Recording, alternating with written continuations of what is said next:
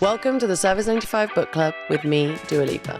Honestly, reading has been an anchor through every phase of my life, and this book club is a way of sharing that joy. Every month, I'll spotlight a book I've loved and sit down with the author for an open and honest conversation about the themes, the characters, and the world they've created. And because I've had the pleasure of speaking with so many brilliant writers already, I'll be opening the archive and bringing back one gem each month. So pour a glass, grab your book, and let's get into it. I honestly can't think of a more special way to kick things off than with this month's guest, Jennifer Clement, author of Widow Basquiat. It's an incredibly intimate portrait of the artist, therapist and muse Suzanne Mallouk and her relationship with Jean-Michel Basquiat, a man who went from high school dropout to one of the 20th century's most celebrated artists, all in just 10 short years. My chat with Jennifer coming up. Nobody knew who Jean-Michel Basquiat was. Like, all the editors were writing back saying, "Who is he?" The book was rejected by 19 publishers. 19, yep. It's unbelievable. And now it's being made into a TV series with Spielberg. Some people wrote and said, why would anybody care about his girlfriend? It's like, oh my God. Little did they know. That's all I care about. Yeah, that's all I care about. Exactly. I love it. When they went to visit the Museum of Modern Art, there was a huge lack of black artists there. He says this is another of the white man's plantations. He was always trying to break the preconception of what a young black man was. I have a present for you, Dua. Oh my gosh. Resist giving you something. So, here it is.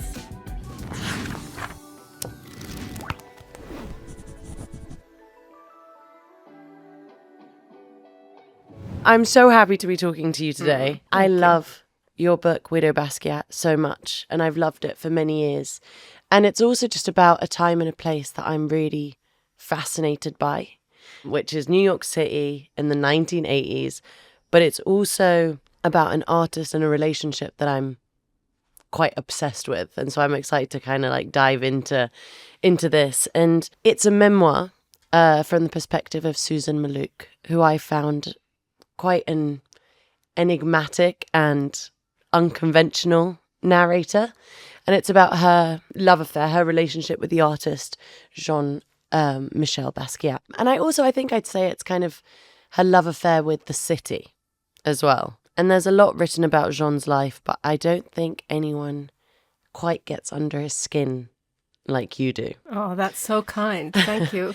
Yeah, no, truly. I think I haven't read anything that really kind of goes so deep into such an iconic figure and who he really was behind closed doors. I feel like that's something that really comes across.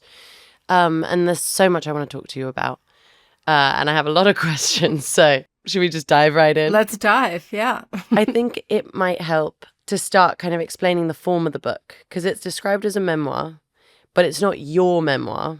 It's the story of a close friend, Suzanne Mallouk, and her kind of coming of age in New York, particularly the years that she spent as a friend and lover and muse to Jean-Michel Basquiat.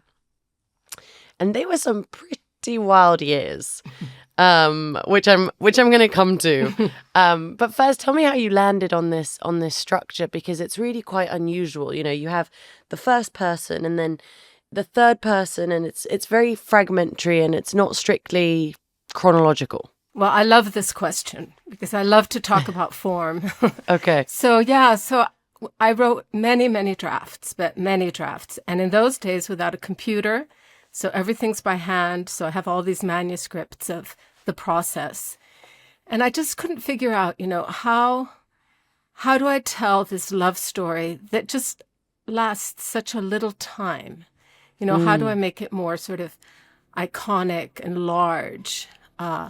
Just so few years, So basically, I ended up realizing that I like fragmentation. I like white space anyway.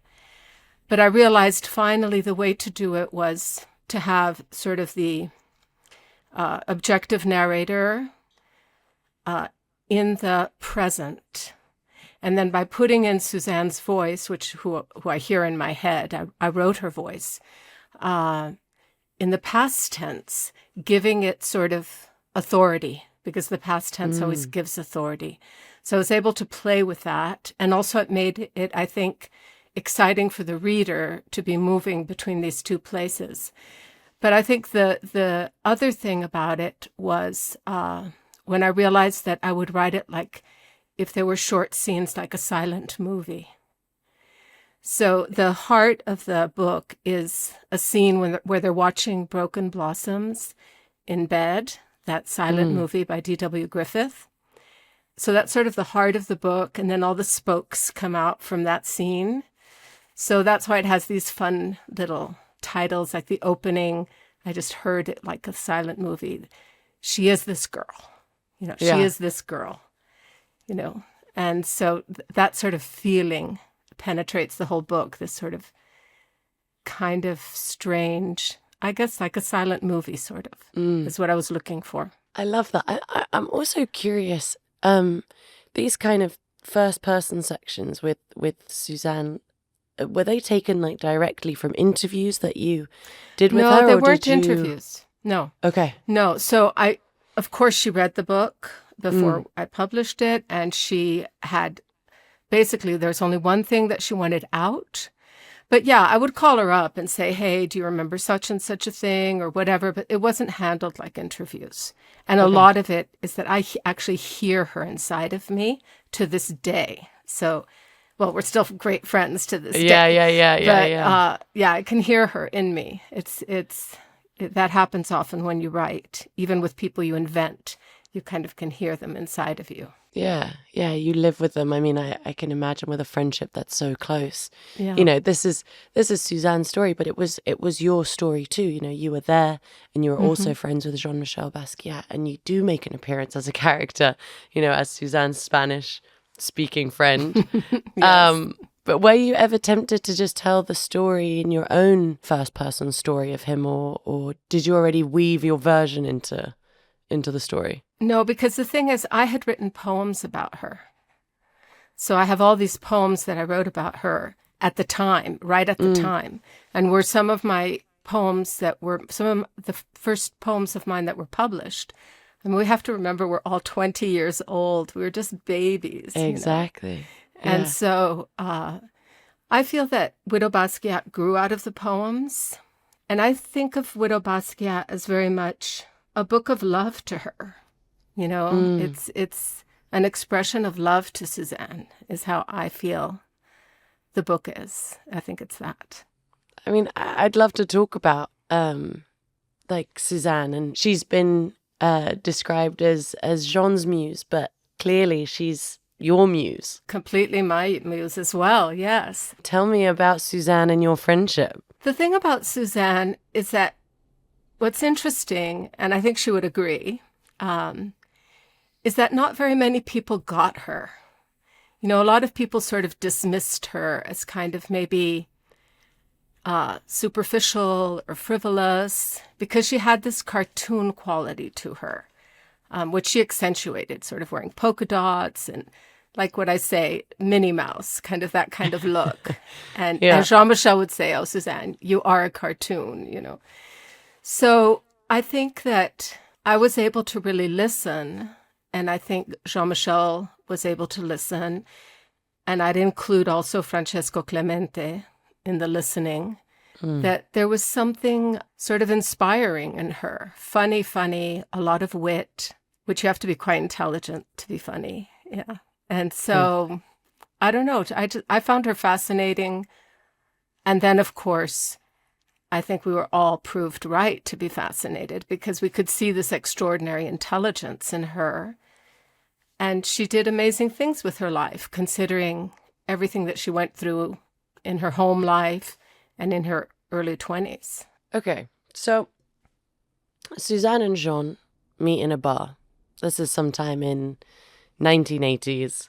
She's new in New York and she's working out her next steps. He's already receiving a lot of love as a graffiti artist. And one of the things that I feel like seems to bond them, as well as their like love of clubs and drugs, is also their quite difficult and violent upbringings. And there's this short chapter which is called What Furniture Feels Like, that describes some of the many abuses that Suzanne suffered at the hands of her father. And it says, a chair feels like a slap, a table feels like a kick, a lamp feels like a punch, Of Jean, she says, he knows what it's like to have a knife thrown at him. He knows what it's like to be tied up and fed like an animal. He knows the sound of a slap against his cheek and what blood tastes like. I mean, they're so young. You know, like you said, this is around 20 years old when they meet. You know, they're traumatized kids, really, aren't they? Yes, completely traumatized kids. That's a perfect way to put it. So young. And I think that they bonded over a kind of recognition of one of them and the other, that they were hurt. They were fragile. And I think they both recognized it in each other. Yeah, I think you can kind of see them like repeating patterns of behavior that they grew up with. You know, he's controlling and coercive, and she retreats under the table, hiding from his emotional blows. And then he even throws a TV at her at one point. And I don't know, is it fair to say that they had this kind of codependent relationship? It's hard to say. I mean, one thing that's also interesting, just as a parenthesis, is, of course, you know, her father was a house painter and Jean-Michel was a real painter, which is always sort of interesting. But I don't think that Jean-Michel was an abusive man. I think actually he was a really kind, good man. I think that he got lost in the drugs. That wasn't his essence. That was not his essence. And the thing is, you know, drugs can do such terrible things. And if you haven't slept for 5 days and you're doing so many drugs, and especially a lot of cocaine, you can get extremely paranoid. And so I don't think that was his deep nature. But I think the drugs kind of accentuated him maybe behaving in ways that he had known about on some level. Yeah, got the better of him, I guess. Yeah. What you do so well and what excites me is, as well as telling a love story, you know, you're also writing a love letter to New York City in the 80s. And it's just, it's such a scene, you know, the clubs, the bands, the artists, like everyone's there. It's Andy Warhol and Keith Haring and Fab Five Freddy and Madonna and literally everyone. It's absolutely booming. And it must have been so exciting to have been privy to all those relationships as they are blossoming. You know, it's so strange because there was this whole feeling at that time, like I have a book, my most recent book is a prequel to this book, and I talk about exactly what you're saying, which is everybody was from somewhere else. So Madonna was from Michigan, Keith Haring was from Ohio, Colette was from Tunisia, I was from Mexico, Suzanne was from Canada, only Jean-Michel was from Brooklyn. But he had lived in Puerto Rico, and so he had, you know, his father was from Haiti, his mother was from Puerto Rico, and he lived there a couple of years. But it was as though these were people, or kids, because we were kids, I think searching for freedom, you know, that for whatever reason in their families or in their hometowns, there wasn't the freedom that they needed to be who they were. And it was in a great explosion of freedom, artistic freedom and sexual freedom. And just, you know, both New York and San Francisco were full of gay people. There were just like explosion of all of that. And it really was exciting. I mean, I never had a feeling that anybody was going to be famous or anything like that. I mean, the only person who was famous was Andy Warhol. But there were things that happened along the way that you kind of went, oh, like, so, I mean, the first time I remember I was with Suzanne, like in a grocery store, and suddenly we heard Madonna being played by the DJ in the shop. And of course, the DJs then were really powerful, you know. Yeah, of course. And so we realized, oh, she's gone somewhere else. You know, she's not of our world anymore. And and the same happened with Jean-Michel, because he was on the cover of the New York Times Magazine. And everybody was just, okay, so now he's gone somewhere else. That was 1985 when he was on the cover of that. But for me, everything ended with AIDS. So that sort of absolute incredible explosion of freedom, because that's how I see it, ended with AIDS. And that was the transition to a different moment, because everybody was dying. I mean, it's hard to sort of remember how bad that was. And how, I mean, my neighbor was Klaus Nomi, this sort of extraordinary performance artist who used to perform in whiteface and sing opera and everything. And I didn't know what was happening, except that I saw that, he became skeletal. And then he was one of the first people who died of AIDS. And of course, Keith Haring died of AIDS. His partner died of AIDS. I mean, the list is really long. And we were all terrified. So I have in Widow Basquiat those chapters where, the word negative became like this incredible word that just blossomed in the world, that you were negative. It was just like a miracle had happened, I know that Jean said at one point that he was sure he was going to die of AIDS. So it didn't matter how reckless his behaviour was, Like you said, it's this whole community that's just been hit so hard. So hard, yeah. It's interesting. There's so much beauty and excitement and so much pain as well that's associated with that time. Yeah, it's true. For you, having lived through it, I can imagine that it's bittersweet, kind of going back and remembering that time. It's within this scene that Jean's star starts to rise really quickly, and there's a passage in the book where he shows his mother his paintings and she says, "You're moving very fast." Mm-hmm. Tell me about his art and how he was received at the time. So it happened very fast. His mother was the person in his life who I think was his North Star, was the person he really loved. And she really believed in him as an artist and went to the museums with him and everything. But she was very mentally fragile and had to be institutionalized and, was definitely, not a strong person in any way to sort of help him along. But I think she also gave him strength. So, I mean, you have to imagine that he died when he was 27 years old. So he became famous very quickly with Nina Nozay first showing his work. Then he became very good friends with Andy Warhol. So Andy Warhol also opened all kinds of doors for him. Mm-hmm. But even without, the moment and even without the help of Andy Warhol and certain people along the way, Bruno Bischofberger, who's a big collector, but took Jean to Africa and had him do these collaborations with Andy Warhol and Francesco Clemente. I still think, even without all of that, the thing that's so amazing about Jean-Michel Basquiat is that he really created a completely new world. And that is really difficult to do, that you can walk in and know that's a Basquiat, just like that's a Picasso. Absolutely. Absolutely. He's a complete original. Yeah. And I don't think that has to do with anybody else but himself and his incredible intelligence. And when you were with him, you had the feeling, like with Suzanne. My daughter always says, Suzanne is the most intelligent person I know. And my daughter's very intelligent. So that's always like sweet. A huge compliment.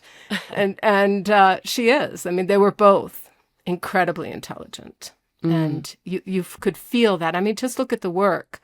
I find the work so intelligent. Totally. And also from what I've read, he's not only just talented, but he had this encyclopedic knowledge of art and artists. And there's references scattered all across his paintings of classical history and great artists and African culture and black athletes and alongside cartoon references. Like, there was just so much going on all the time in all of his pieces. Well, the thing is, what a lot of people don't realize is that graffiti artists never at that time considered themselves artists. They considered themselves writers. They would say to each other, like, what do you write? I write this. What are you writing? Da, da, da. So it was always like, what do you write? I write this. And it was actually the art critics that changed them sort of into artists, because they always just said that they wrote.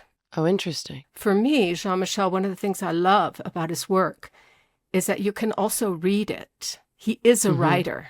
They are manuscripts as well. So that's one of the things I really love about his work, is that I can almost with any painting read it. Yeah. I can see the image, but I can also read it. Yeah. So he continued to be a writer, if you think throughout. of it as the classical sense of what the graffiti artist is, taking it to the greatest degree, you know. Yeah, that's so interesting. And it is, I guess, like that was his train of thought, what he was feeling in the moment, what story he wanted to tell. I also love that he treated his art pieces as like a piece of furniture, and they'd be on the floor sometimes and you'd see a footprint on it. And he was just kind of living with the pieces that I've been lucky enough to see in galleries and being shown. You know, there's so much life in them. You know, you can really see where he was, you know, and how I don't know, it felt like he wasn't precious with it. It was such a stream of consciousness. He was completely irreverent. And, you know, he could make great fun of himself, of everyone. He was irreverent with the work. He wasn't precious. And in fact, if you think about the very first works, which are actually the most coveted works, the most expensive works to buy, are certainly, you know, Suzanne time. Those are the important works, the most important works. But also, if one thinks of the canvases he was making, he was just taking wood from the dump, from the garbage, and pounding it together with nails. And so they would be like this. I mean, everything would be going every way. And then he would just staple gun some cloth or paper or canvas onto this wacky thing that he'd found in the dump.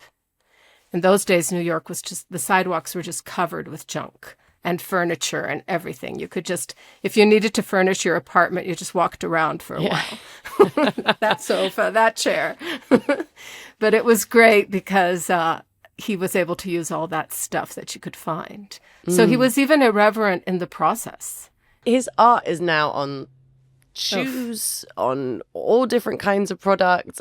What do you think he'd make of that? Well, it's hard to know exactly. I think that on one hand, he would find it hilarious. And on the other hand, I think he would find that it's just a bit much. I mean, I remember Suzanne and I, when we saw on some shopping site a doormat with a Basquiat on it. And we were just both like, you know, some things have gone too far. One step too far. Totally.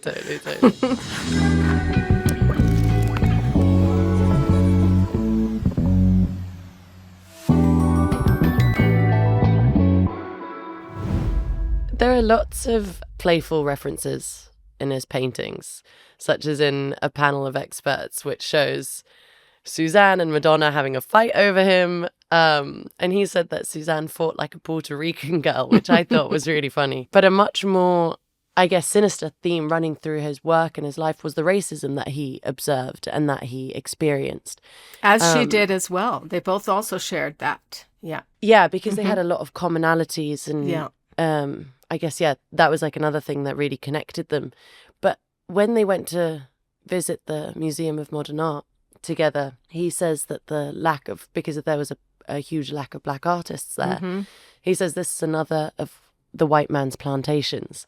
To what extent do you think that this defined both his work and how he was perceived within the art establishment? Yeah, that's a great question. I mean, totally. He was always playing with it, signaling it, and I should say, I hope I can say fucking with it on this show. Definitely, you can say but he was. I mean, it was like, I described scenes that were just amazing where he was always trying to break the preconception of what a young black man was. So when he began to make money, he used to do it with money, like pay people's bills, give huge tips, and just sort of leave everybody stunned, you know. Do everything in Armani suits that he painted in. Yeah, just irreverent all the time. And I think, you know, Suzanne also really understood that very deeply because she had experienced her own sort of racism of her own mother even. You know, that she was of all the children sort of the darkest child, and her mother bought her some bleaching cream, and, you know, she wanted to be Dorothy in The Wizard of Oz, and she didn't get the part, and her mother said, well, you're too dark for that part, you know. So Suzanne also had, you know, experienced it. But definitely in the work and in his life, I would say that was one of the most important driving forces in his life was racism. Yeah, and I guess trying to invert the stereotypes. Yeah. The darkest part of the story, I think, really belongs to Michael Stewart, who's a young black man who Suzanne became involved in while she was still sleeping with Jean. But in fact, their love affair began while she was in hospital. And Michael kept coming to visit her, and she was actually in there for like pelvic inflammatory disease. Yeah, she got a venereal disease that sort of created all this infection, and just basically because of that, she could never have children. And so this guy, Michael Stewart, he's young, he's an aspiring artist, he was working as a bartender, and Suzanne describes him as a gentle and caring man. Can you tell us what happened to Michael? So Michael Stewart came from a very sweet, lovely family where they had already lost another son, which is another thing about that whole story that's very tragic. And what happened is he was painting, he'd been at Pyramid at the club, and he'd gone home at about 2 a.m, took the subway, and he was beaten literally to death by 7 policemen, white policemen. Michael was a black boy. And he was, I don't know how old Michael was, but like 20. I mean, really young. Gosh, so young. And the New York Police Department tried to cover it all up. And Suzanne got very involved in that whole case and became even like a spokesman and for the family sometimes, because they were just devastated, as you can imagine. And yeah, I think it's an iconic moment of that time. I mean, again, all the freedom and all the parties and all the joy, but there are these very dark things. The police brutality, AIDS, there were things that were very also tragic. And as you said, Suzanne was remarkable. She took on this public campaign against the officers, yet ultimately there was no justice for Michael, was there? No justice, no. It's such a brutal and just awful story. And of course, it just kind of demonstrates that Jean, wasn't wrong, that New York... He wasn't wrong, and he felt very paranoid after this happened to Michael Stewart. Right. He was already paranoid, but he felt even more paranoid. Because what happened is what every black man knows. Every black man knows in the United States can happen. That's the truth. So yeah, he got his paranoia increased for sure. And I feel like his whole kind of artistic career was then really quite suffused with this understanding. Oh yeah, completely, yes. As the book progresses, things kind of start closing in on Jean. His excesses, particularly his drug use, they're getting out of hand. He resists anyone who kind of tries to attempt to constrain him. And it's kind of alarming how many drugs are circulating between the characters. I mean, including Suzanne, who always seems to have like a wrap of heroin tucked into her hair. Yeah, in her beehive. Yeah, in the beehive. There's a line from Suzanne's mother at the beginning of the book, and she says, "You of all my children were made like an angel, but you want to look over to the edge of hell. Always know where the line is and never cross it." I mean, do you think that ultimately was the difference between Suzanne and Jean? That she observed the line and he didn't? Certainly after his death. After his death, she realized, okay, that's the line. But before his death, she never injected heroin. I think that's what saved a lot of people, is snorting heroin as opposed to injecting it. Gosh. And so he was, injecting it. And she never did that. There's this part that kind of breaks my heart. It's this point where he's very famous and he's less happy than ever. He gets success, fame, money, wealth that he's been chasing, and yet this like void remains. And fame doesn't fill the void. Drugs don't fill it either. Suzanne finds him sitting on the sofa one day with a really expensive TV and a stereo that he just bought. And he's crying and he says, "I don't know what else to buy." And I honestly, I mean, that's just heartbreaking, isn't it? I think so. I think it's heartbreaking too. Also, I think a thing that, just going back to a question that you asked a few back about, all the merchandise around him. I think that one thing that's interesting about this book, with me now being able to look back at the person who wrote it back then, is I wrote it really from such a place of innocence because I wrote it in 1997. And I can't tell you, nobody knew who Jean-Michel Basquiat was. Like all the editors were writing back saying, who is he, you know? And it was before all this happened to him. That's just, you know, beyond belief. So I think that going back to originally what you said about being a kind of very strong portrait of him is also because it was so close to the time when I wrote it, but also I wrote it, you know, just almost in the moment, practically. So being able to portray his fall into drugs and how everything was still extremely close to me, you know. On your point about no one knowing who Jean-Michel Basquiat was, I heard that the book was rejected by 19 publishers. 19, yeah. It's unbelievable. And now it's being made into a TV series with Spielberg. Yes. I mean, it feels unbelievable, you know? The thing is, anything that's new in general is rejected, you know? So I think, you know, the form and the way it's told and that it's about the girlfriend and not about him, although, of course, he's in it a lot.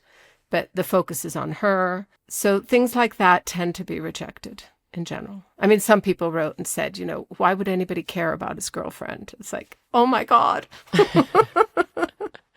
Little did they know. That's all I care about. Yeah, that's all I care about. Exactly. I love it. Okay. Within the chaos of their relationship and the tragedy of Jean's death in 1988, there's also this kind of coming of age story for Suzanne, seeing as we have to go back to her. That's who we care about. Yes. And you see her go through her own journey of discovery. And I love how she just tries things out. And, you know, she kind of has a brief stint as an artist and even as a singer, Ruby Desire, touring the clubs of Europe. It feels like Suzanne fit so many lives into that one decade. How's Suzanne today? What's she up to these days? Well, Suzanne is amazing because it was sort of as though anything she touched kind of would go well. She also did fashion. She's a fantastic seamstress. Amazing. So she would sew all her clothes. It was just like, wow, she knows how to sew. And I think the painting for me, which I was very, very close all during that, because practically in each other's pockets all the time. I think just as Jean-Michel, he was always thinking of voodoo, Haitian voodoo. And so when he went to the MoMA and he sprinkled water around the museum, it was a voodoo spell. Or putting gold in his paintings, the word gold or the words not for sale. All those things were spells, voodoo spells, very planned out voodoo spells. And I think that Suzanne's painting was a bit like a voodoo spell because she learned from the master. And she thought, okay, I'm going to paint him back, paint him back into my life. And in some ways she did. In some ways, the fact that she painted, I think, is really an important part of her story. And her painting was also irreverent and all about racism, doing George Washington in blackface and constant Dagwood and Blondie, these cartoon figures in blackface. And then she just sort of, as a fluke, fell into the music industry. But, she had an LP as Ruby Desire. She went to Europe and sang, but she absolutely hated it. When she came back and she was like, never again, never again. And not the touring life. No, not into the touring life. No, she couldn't stand it. And then Jean-Michel died. And, that just turned her around. And she just said, I think somewhere inside of herself, there was an illumination that she had to honor her intelligence. And she did it. I mean, at age 28, she went back and finished high school. I mean, how many people can do that? Yeah. And then she went to pre-medical school, graduating all along and, summa cum laude the whole way. And now she's a medical doctor. She has a specialty as a psychiatrist, and I watched this the whole time, straight A's in chemistry, straight A's in biology. And how she managed to do that, it's so inspiring. And she's really extraordinary. Yeah. Yeah, wow. I think sometimes like what happens in your life earlier, it always just prepares you for your real calling. Yeah, it could be. The thing that's interesting about Widow Basquiat is that she wasn't a doctor yet when I wrote it. Yeah. So that's interesting. Of course, now I always have to put in the end, oh, by the way, she became a doctor. Jennifer, thank you so much. Thanks you're so much welcome for joining me today. It's been such a treat to talk to you. I have a present for you, Dua. Oh my gosh. I can't resist giving you something. So here it is. Oh my gosh. Oh, that's so cool. Wow, I love it. That's Ruby Desire. And this is the back, which is also fabulous. That is very fab. That's very fab. You will get it in the post. Wow, thank you so much. I'm so looking forward to that and to having that as like part of my vinyl collection. Yeah. So epic. Thank you so much. You're welcome. You've also recorded a reading from the book for us, as well as you've given us your playlist, your reading list, and a poem that you wrote about Suzanne. And all of these can be found on service95.com, where we also have an essay from the art critic Will Gompertz, who's decoding the symbolism of Jean's painting Notary and explaining why he considers it to be one of the finest pictures made in the 20th century. Oh, I love that painting. It's a great painting. Anyone who signs up for the free Service 95 Book Club newsletter will be the first to hear about my next monthly read, and will also get all this exclusive content in a monthly roundup. You can also follow us on Instagram at Service 95 Book Club for more book recommendations and author interviews. Thank you so much, Jennifer. Thank you, Dua. It was great. Thanks for listening. Along with my new monthly reads, I'll also be sharing a conversation from the archive, some of my favourite chats with the world's best writers over the past couple of years. Trust me, you won't want to miss them. Make sure you're following the Service 95 Book Club podcast so you never miss an episode. And if you love this one, why not leave us a review? Thanks so much for listening, and see you next time.